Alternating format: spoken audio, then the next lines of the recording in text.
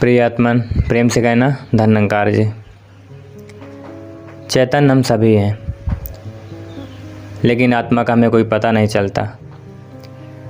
अगर चैतन्य ही आत्मा है तो हम सभी को पता चल जाना चाहिए। हम सब चैतन्य हैं, लेकिन चैतन्य आत्मा है, इसका क्या अर्थ होगा? पहला अर्थ, इस जगत में सिर्फ चैतन्य ही तुम्हारा अपना है।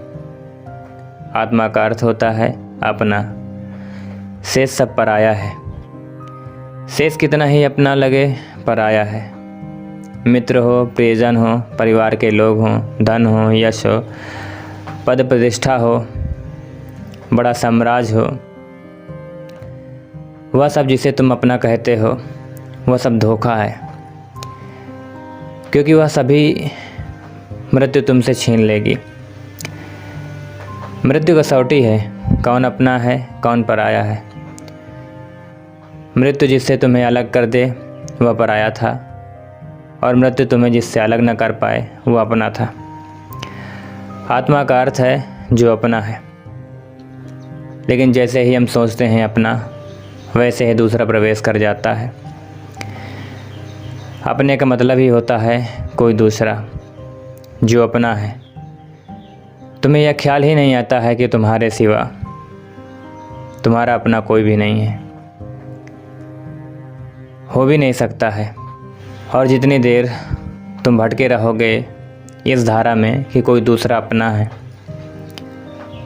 उतने दिन व्यर्थ गए, उतना जीवन अकारण बीता, उतना समय तुमने सपने देखे,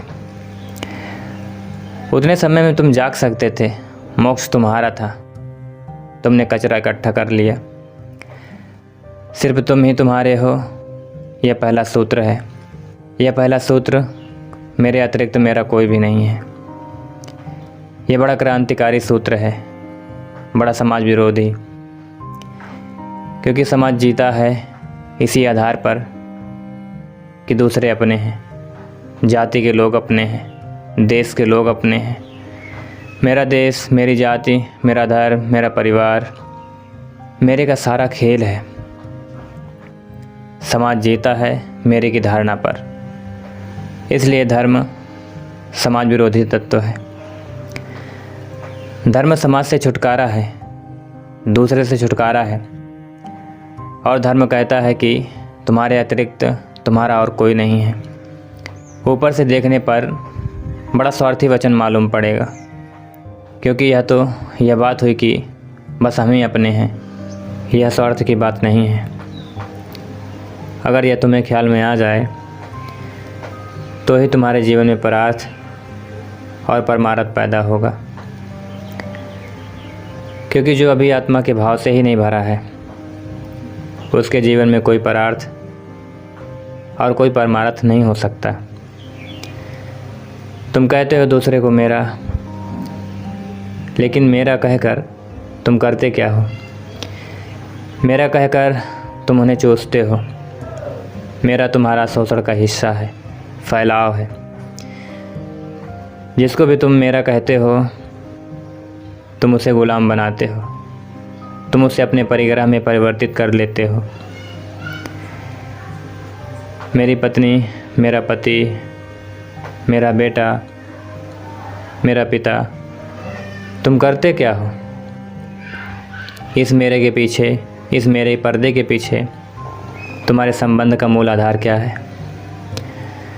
तुम चूसते हो, तुम शोषण करते हो, तुम दूसरे का उपयोग करते हो। इस दूसरे के उपयोग को तुम सोचते हो परार्थ। तुम भ्रांति में हो, तुम भूल में हो। तुम्हारे अंदर कोई परमार्थ नहीं है, कोई परार्थ नहीं है। ये मत सोचो, ये मत भूल में रहो कि जिसे तुम मेरा कहते हो तुम उसे गुलाम नहीं बनाते हो। जिसको तुम मेरा कहते हो तुम उसे गुलाम बनाते हो। उसको चूसने के लिए मेरा कहते हो, अपना कहते हो। और यहाँ निरंकारी मिशन में सद्गुरु माता जी सबको इस भाव से मुक्त करा रही हैं, मेरे के भाव से मुक्त करा रही हैं। तेरा है, सब कुछ तेरा है, यही कह करके इस मिशन को आगे बढ़ा रही हैं। सच तो यही है, तुम्हारे सिवा तुम्हारा कोई अपना नहीं है। जिसको तुम अपना कहते हो तुम उसको चूसते हो।